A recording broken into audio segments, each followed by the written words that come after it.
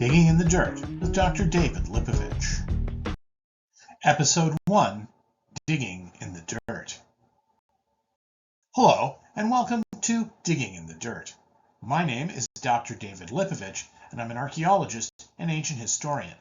I have studied the ancient Near East for more than 40 years. Over those 40 years or so, I have come to the conclusion that modern Western civilizations, like those of Europe and North America, have historically focused on the classical world in their study of the past. They have created the illusion that ancient Rome and classical Greece are the ultimate source of all that is modern. The truth is that the Sumerian and Egyptian civilizations predate classical Greece by more than 2,500 years.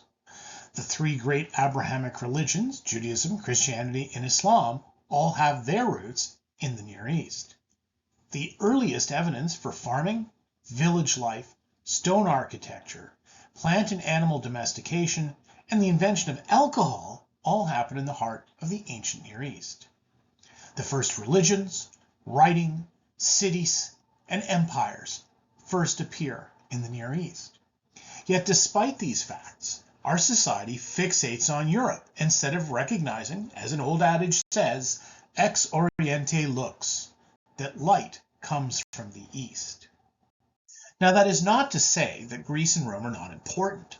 They play key roles in the development of the ancient Near East, but they should be studied as part and parcel of the ancient history of the entire region near the Mediterranean basin, rather than in isolation. So, why is it that all these huge developments in human society happen first in the Near East and not someplace else?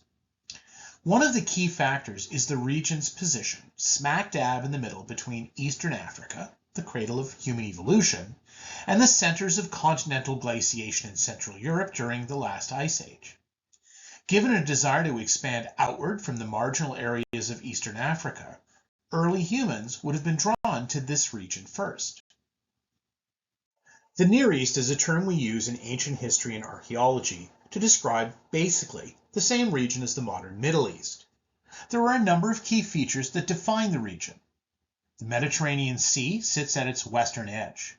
The Mediterranean offered a steady supply of fish and salt, a ready means for long-range transportation, once boats were invented, and a source of water in the form of rain carried by the prevailing west winds and dropped on the faces of the Lebanon, Anti-Lebanon, Taurus, Amanus, and Zagros mountains.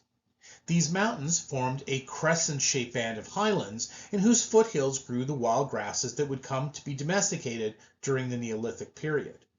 These grasses also attracted the wild animal species such as wild sheep and goats, which were also domesticated first in this region.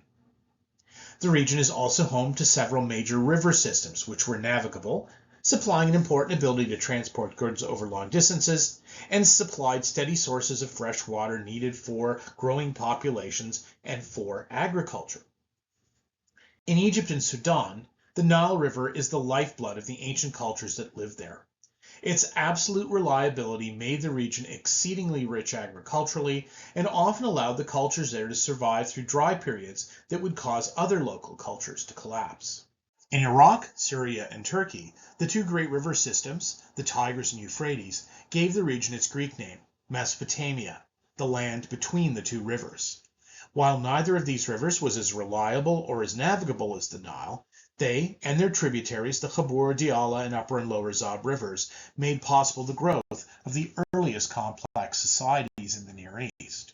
Other less impressive but equally important river systems, such as the Halis or Kizilirmak in Turkey, the Jordan and Israel Jordan in the West Bank, and the Orontes in Syria and Turkey, helped allow the cultures there to flourish as well. Even the region's deserts played a key role. The Sahara and Sinai deserts provided Egypt with a natural defensive buffer between her and her neighbors that allowed Egypt to develop with minimal threat from the outside world until the Middle Bronze Age. They also forced the various populations of the region to consolidate around the areas where arable land and plentiful water existed. As a result of all of these conditions, a sort of perfect storm, a geographical gestalt, something greater than the sum of its parts, occurred in the region. This allowed the development of agriculture, village life, and eventually city life to occur and for the ideas to spread relatively quickly throughout the region. Once these cultures were established, the presence of other key resources such as metal ores like gold, silver, copper, tin, and iron, and wood, needed for boat building, roofing large structures, and for feeding fires, allowed these cultures to thrive and develop new technologies such as metalworking and pottery production. Finally, the relatively small inhabitable area that is contained within the vast boundaries of the ancient Near East, combined with limited resources, led to some of humanity's most important, if unfortunate, developments. Religion, whose positive aspects must be weighed against the sheer number of people whose lives have been lost in its name. Warfare, nationalism, and empire. But in the end, should we care? I think so. If we want to understand why we are the way we are today, we need to understand where we came from, and ultimately, our modern civilizations, for the most part, have their roots in the Near East. A related reason, but one which expands the significance of the region beyond the Western world, is that it is in this region that three of the world's great religions have their roots: Judaism, Christianity, and Islam. Their impact on all of the world's modern societies, for good or bad, is unquestionable, and understanding where they came from helps us to better understand their motivations. The modern Middle East is often at the center of our daily intake of news, as it has been a hotbed of conflict for more than a century. The events of the late 20th century and early 21st centuries are often frustratingly difficult to understand for Westerners. One key to better understanding modern events is to recognize that the character of the modern Middle East was shaped by the character of the ancient Near East. By learning about the history of the region prior to the effects of the European powers during and after the First World War, it may be possible to better understand the underlying nature of the people of the region and their motivations. Finally, there is the reason attributed generally to George Santayana. Those who do not remember the past are condemned to repeat it. Perhaps by better understanding the events of the more than 1 million years between the appearance of our pre-human ancestors in the region and the conquest of most of the region by the followers of Muhammad after his death, one can avoid the pitfalls that destroyed the great empires of antiquity and caused the downfall of civilizations. Digging in the Dirt is meant to be an opportunity to bring to light the bigger picture history of the ancient Near East and the Mediterranean basin in a digestible, easily understood manner. Each session will deal with a small slice of what is a very, very large layer cake. Over the course of this series, I will talk about the history of our species in the region going back millions of years and up to the era of the Islamic conquest. Each session will run roughly 10 minutes and has been vetted for ease of understanding by a team of experts, my wife Jamie and our pets Kyler and Eli. If you have questions about our content, you can drop me a line at digginginthedirt@theancientworld.ca.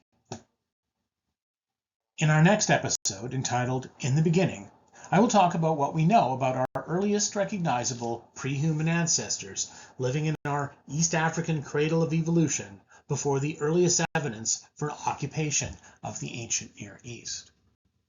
If you are enjoying Digging in the Dirt and would like to help us continue to produce more episodes, please spread the word about our series and send us a small gratuity to show your support using the following link: tinyurl.com/3rxdkvt4.